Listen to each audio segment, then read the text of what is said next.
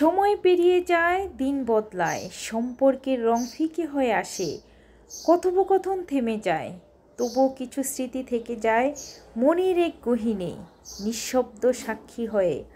আমি হয়তো সব কিছু ভুলে যাই কোন দিন কী খেয়েছিলাম, কী পড়েছিলাম, এমনকি কতটা কষ্ট পেয়েছিলাম। তবু কিছু মানুষ, কিছু মুহূর্ত, কিছু বন্ধন আমি ভুলতে পারি না। আমার মনে ঠিকই থাকে কার সাথে আমি একসময় প্রতিদিনের হাসি কান্না ভাগ করে নিতাম, কে আমার দুঃসময় শক্ত হাতে আমার পাশে দাঁড়িয়েছিল, আমাকে ভেঙে পড়তে দেয়নি।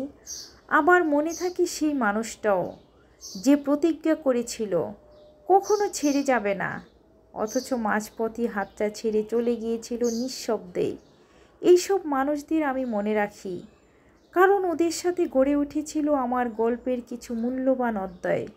হয়তো এখন আর দেখা হয় না, কথাও হয় না, তবুও আমি জানি কোনো একদিন যদি হঠাৎ দেখা হয়ে যায়, আমি হাসি মুখে বসে যাব সেই পুরনো গল্পের জুড়ি খুলে, যেন কিছুই বদলায়নি।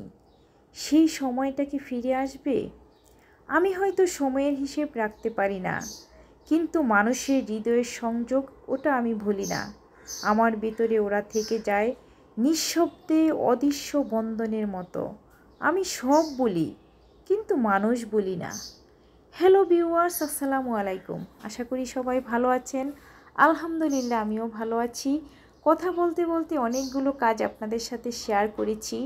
আমার আম্মা আসলে অনেক গাছ লাগাতে পছন্দ করে, অনেক সবজি গাছ সে সবসময় আমাদের বাড়িতে করতো, লাগাতো, অনেক সবজি হতো। তো আমার বাসায় এসে আম্মা তার এক খালার বাসা থেকে সেই সারের মাটি এনেছে, গোবরের মাটি এনে আমার বেলকনিতে কিছু গাছ লাগিয়েছে। সেখানে মাশাআল্লাহ সবজিও ধরেছে, কয়েকটা দুন্দুল ধরেছে, সেটা পেরে এনেছি।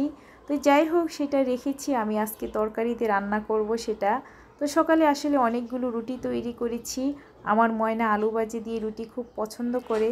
তার আগে বলে নিই, আমার ময়নার আজ থেকে ক্লাস 9-এর পরীক্ষা। সবাই আমার ময়নার জন্য দোয়া করবেন, কারণ এই বছর সে নতুন সিস্টেমে নতুন পড়ার ক্লাস 9-এ সে পরীক্ষা দিচ্ছে। একটু ভয় পাচ্ছে, একটু নার্ভাস ফিল করছে।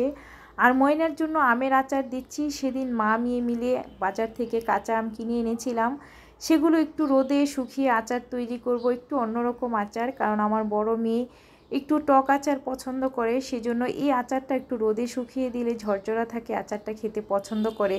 আর রোদ ছাড়া যে আচারটা দেয় সেটা একটু গলে যায়, সেটা পছন্দ করে না। আর মানুষ দেখেন কি, আসলে মানুষের বুদ্ধির প্রশংসা করব না কি বলবো, এই যে ছাদের মধ্যে বিশাল বিশাল হাউস করে রেখেছে। গত বছরও আপনাদের সাথে শেয়ার করেছিলাম, এখানে অনেক শাকসবজি হয়েছিল। কিন্তু আসলে যত্ন, ভালোবাসা, খাবার না দিলে কোনো কিছুই যে বেঁচে থাকে না, সুস্থ থাকে না, সেটাই প্রমাণ। ছাদগুলো একদম খা করছে, মাটিগুলো শুকিয়ে আছে, গাছগুলো সব মরে গিয়েছে। আর এই যে আমার আম্মার বেলকনিতে সেই সবজি গাছের থেকে 2টা পুঁইশাক পেরে দিয়েছে, 3-4টা দুন্দুল ছিল, দুন্দুলগুলো একদম পটলের সাইজ।